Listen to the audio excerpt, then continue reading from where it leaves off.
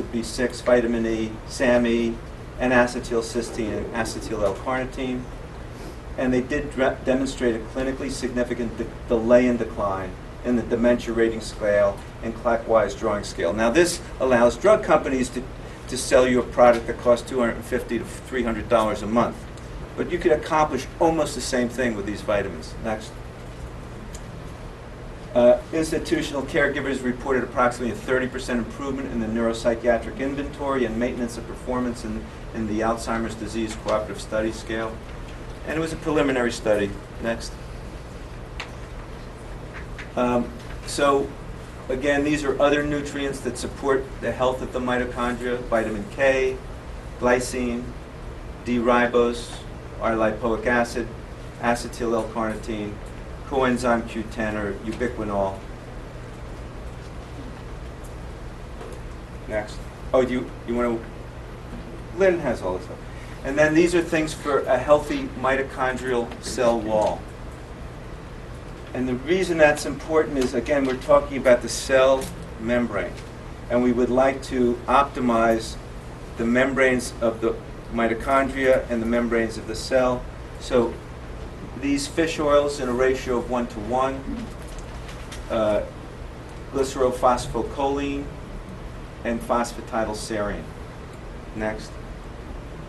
I can't get good, I just can't make this. But anyhow, this leopard was about 20 feet away, and she's a young female. She was stalking a water buck.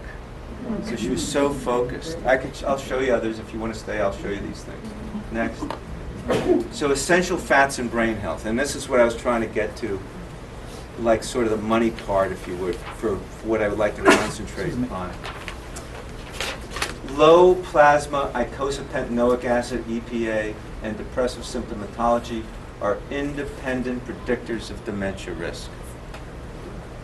American Journal of Clinical Nutrition. Next. And this is a significant study where having a high concentration of the EPA was found to be associated with a lower incidence of dementia, independent of depression status. Next. And an increased risk was found to be associated with higher ratio of arachidonic acid, which is an unsaturated fat, to DHA, and a higher ratio of omega-6 acids to omega-3 acids, particularly in subjects with depression. So why is this? Because we can deliver all the oxygen in the world to the cell, but if the cell membrane doesn't have enough unsaturated fat in it, it can't accept the oxygen and transport it to the mitochondria for energy production. So if the cell wall has got saturated fats that are stiffer and less receptive to oxygen, it's not going to work. And so the reason this is important is, okay, we know this, we can actually measure it for not a lot of money, and then we can guide therapy most appropriately. Next. So this is a potential role of dietary omega-3 fatty acids in the prevention of dementia and macular degeneration. Next. And the American Journal of Clinical Nutrition is considered a Class A journal. And it looked at data from Framingham that suggested that dietary intake of DHEA of approximately 180 milligrams a day or more, equivalent to about 2.7 servings of fish per week, was found to be associated with a 50% reduction in the risk of dementia. Next.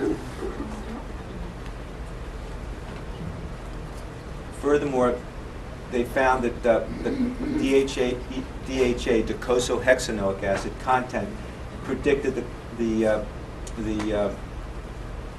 occurrence of dementia independent of other variables.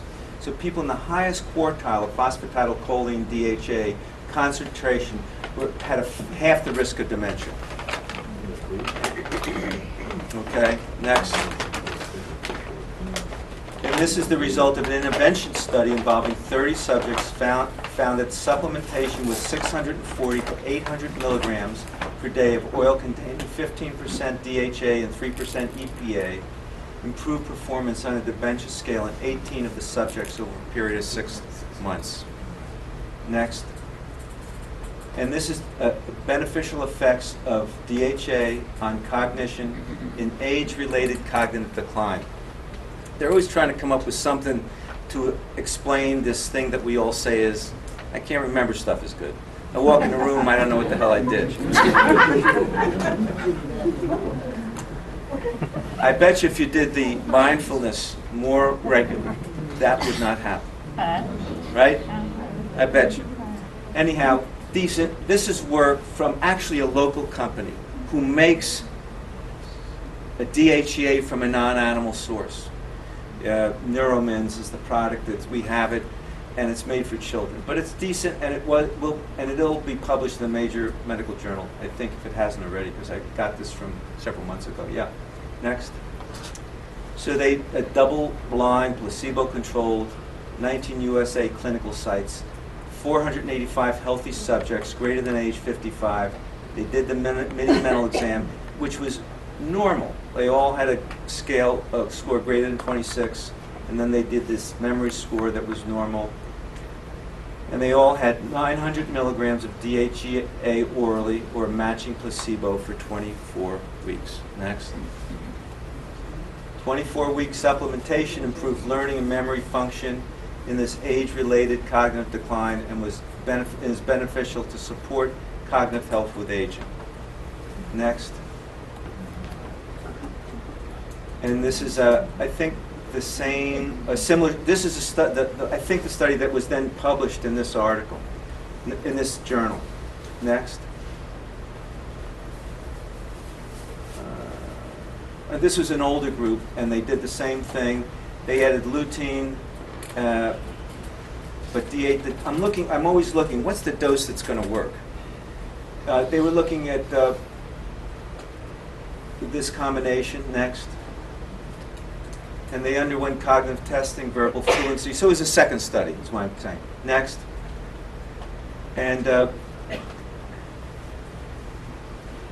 was measure of mental processing speed. Some things were not affected, but the memory scores improved. Next. And so, in the end, why this is interesting to me is because I'm always trying to figure out, if you just give people a particular product and they take it forever, the untoward things happen because you don't know how that individual is metabolizing it. You don't know whether their ability to quench free radicals is adequate. And so I'm trying to figure out, well, how would you,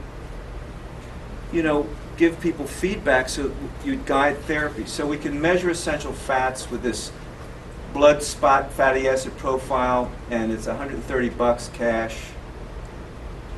So that's what I'm going to offer, because it's not covered by insurance, but I think it's valuable to guide people.